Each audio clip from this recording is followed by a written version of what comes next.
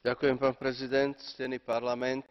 Maďarsko v minulom roku bez dohody so susednými krajinami jednostranne prijalo neštandardnú úpravu štátneho občianstva, ktoré je prideľované na etnickom základe bez skutočnej väzby občana s týmto štátom. Keďže Maďarsko odmietlo a naďalej odkladá komunikáciu v tejto záležitosti, prijala Slovenská republika patričnú úpravu týkajúcu sa občianstva. Táto zahŕňa princíp zániku štátneho občianstva Slovenskej republiky dobrovoľným nadobudnutím občianstva iného štátu. Tento princíp nie je v rozpore s európskymi normami, naopak je obsiahnutý v Európskom dohovore o občianstve a obsahuje ho i legislatíva viacerých členských štátov Európskej únie.